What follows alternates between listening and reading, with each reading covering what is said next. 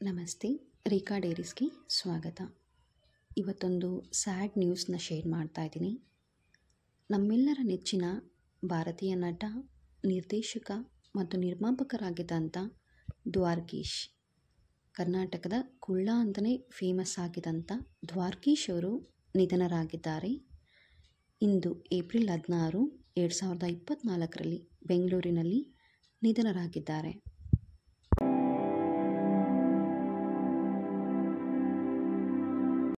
ದ್ವಾರಕೀಶ್ ಅವರು ಮೈಸೂರಿನಲ್ಲಿ ಆಗಸ್ಟ್ 19, 1942 ಮೈಸೂರಿನ ಹುಣಸೂರಿನಲ್ಲಿ ಜನಿಸಿದರು. ಕನ್ನಡದಲ್ಲಿ ಹೆಸರಾಂತ ನಟ, ನಿರ್ದೇಶಕ ಮತ್ತು ನಿರ್ಮಾಪಕರಾಗಿ ಕೂಡ ಕೆಲಸ ಮಾಡಿದ್ದಾರೆ.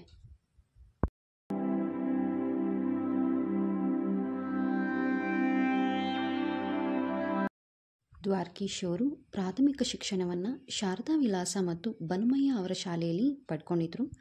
ನಂತರ CPC ಪಾಲಿಟೆಕ್ನಿಕ್ಕಿಂದ ಮೆಕ್ಯಾನಿಕಲ್ ಇಂಜಿನಿಯರಿಂಗಲ್ಲಿ ಡಿಪ್ಲೊಮಾ ಕೂಡ ಮಾಡಿದರು.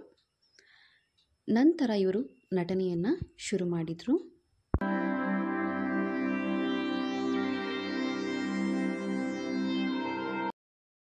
ದ್ವಾರಕೀಶ್ ಅವರು ಕನ್ನಡ ಚಿತ್ರರಂಗಕ್ಕೆ ಅಪಾರವಾದಂಥ ಕೊಡುಗೆಯನ್ನು ಕೊಟ್ಟಿದ್ದಾರೆ. ಅವರ ನಟನೆ ಆಗಿರಲಿ, ನಿರ್ದೇಶನ ಅಥವಾ ನಿರ್ಮಾಣ, ಇದೆಲ್ಲದರ ಮೂಲಕ ಕೊಡುಗೆಯನ್ನು ಕೊಟ್ಟಿದ್ದಾರೆ.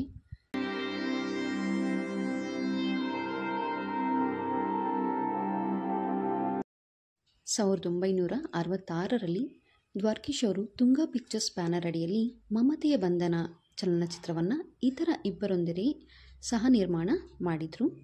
ಇದರ ನಂತರ 1969 ಮೇಯರ್ ಮುತ್ತಣ್ಣ ಅನ್ನೋ ಸಿನಿಮಾ ಮಾಡಿದರು.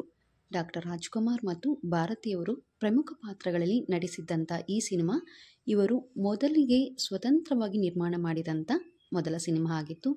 ಇದು ಗಲ್ಲಾಪೆಟ್ಟಿಗೆಯಲ್ಲಿ ತುಂಬ ಯಶಸ್ಸು ಕೂಡ ಇವರಿಗೆ ತಂದುಕೊಡ್ತು. ಮೇಯರ್ ಮುತ್ತಣ್ಣ ನಂತರ ದ್ವಾರಕೀಶ್ ಅವ್ರಿಗೆ ಕನ್ನಡ ಚಿತ್ರರಂಗದಲ್ಲಿ ತುಂಬಾ ಯಶಸ್ಸು ಸಿಕ್ಕಿದಂಥ ಸಿನಿಮಾಗಳು ಇದೆ.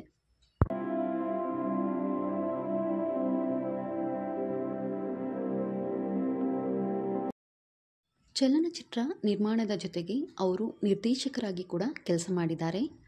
1985 ಅವರ ಮೊದಲ ನಿರ್ದೇಶನದ ಚಿತ್ರ ನೀ ಬರೆದ ಕಾದಂಬರಿ.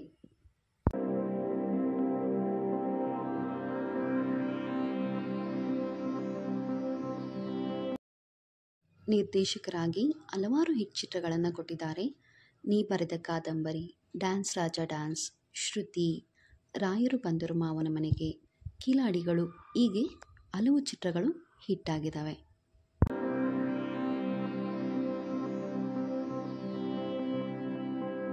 ಕೆಲವು ಚಿತ್ರಗಳು ದ್ವಾರಕೀಶ್ ಅವ್ರಿಗೆ ಸೋಲನ್ನು ತಂದುಕೊಡ್ತು. ಆದರೂ ಕೂಡ ಯಾವುದೇ ನಷ್ಟ ಆದರೂ ಕೂಡ ಇವರ ಚಿತ್ರರಂಗದ ಆಸಕ್ತಿ ಮಾತ್ರ ಕಡಿಮೆ ಆಗಲಿಲ್ಲ. ಯಾವುದೇ ನಷ್ಟಕ್ಕೂ ಕೂಡ ಇವರು ಹತಾಶರಾಗಲಿಲ್ಲ. ಅದಕ್ಕೆ ಕಾರಣ ಕನ್ನಡ ಚಿತ್ರರಂಗದ ಮೇಲೆ ಇವರಿಗಿರೋವಂಥ ಪ್ರೀತಿ. ಇವರು ನಿರ್ದೇಶಕ, ನಟ ಆಗಿ ನಿರ್ಮಾಪಕ ಅಲ್ಲದೆ ಹಲವು ಹೊಸ ಮುಖಗಳನ್ನ ಕೂಡ ಕನ್ನಡ ಚಿತ್ರರಂಗಕ್ಕೆ ಪರಿಚಯ ಮಾಡಿಸಿದ್ದಾರೆ.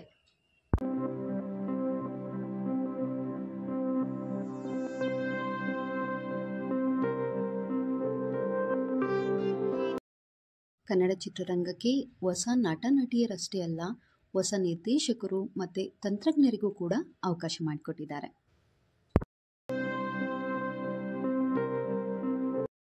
ಇವರ ಬಹು ನಿರೀಕ್ಷಿತ ಯಶಸ್ಸಿನ ಚಿತ್ರ ಅಂದರೆ ಆಪ್ತಮಿತ್ರ. 2004 ಆಪ್ತಮಿತ್ರ ಸಿನಿಮಾವನ್ನು ನಿರ್ಮಾಣ ಮಾಡಿದರು. ಸಾಹಸ ಸಿಂಹ ಡಾಕ್ಟರ್ ವಿಷ್ಣುವರ್ಧನ್ ಅವರ ಅಭಿನಯದಲ್ಲಿ ಈ ಚಿತ್ರ ಮೂಡಿಬಂದಿತ್ತು. ಇದರಿಂದ ಇವರಿಗೆ ಅದ್ಭುತ ಯಶಸ್ಸು ಸಿಕ್ಕಿತ್ತು.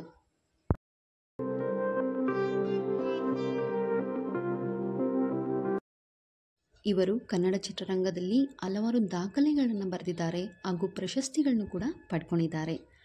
ಭಾರತದ ಹೊರಗಡೆ ಚಿತ್ರೀಕರಣಗೊಂಡಂಥ ಮೊದಲ ಕನ್ನಡ ಚಿತ್ರ ಅದು ದ್ವಾರಕೀಶ್ ಅವರ ಚಿತ್ರ. ಹಾಗೂ ಆಪ್ತಮಿತ್ರ ಕನ್ನಡದಲ್ಲಿ ದಾಖಲೆಯನ್ನೇ ನಿರ್ಮಿಸಿತ್ತು. ಬೆಂಗಳೂರಿನ ಸಂತೋಷ್ ಮತ್ತು ಮೈಸೂರಿನ ರಣಜಿತ್ ಚಿತ್ರಮಂದಿರಗಳಲ್ಲಿ 1 ವರ್ಷವಿಡೀ ಈ ಚಿತ್ರವನ್ನು ಪ್ರದರ್ಶನ ಮಾಡಲಾಗಿತ್ತು. ಹಾಗೂ ಇವರಿಗೆ NTR ಪ್ರಶಸ್ತಿ ಕೂಡ ಕೊಟ್ಟು ಗೌರವಿಸಲಾಗಿದೆ.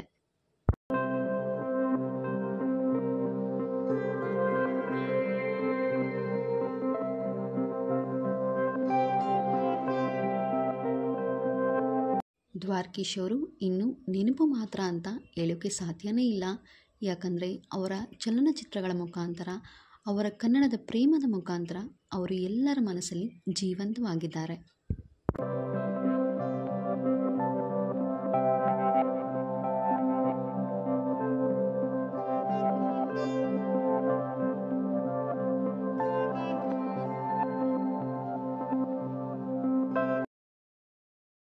ದ್ವಾರಕೀಶ್ ಅವರ ಆತ್ಮಕ್ಕೆ ಶಾಂತಿ ಸಿಗಲಿ ಅಂತ ನಾವು ಎಲ್ಲರೂ ಪ್ರಾರ್ಥಿಸೋಣ.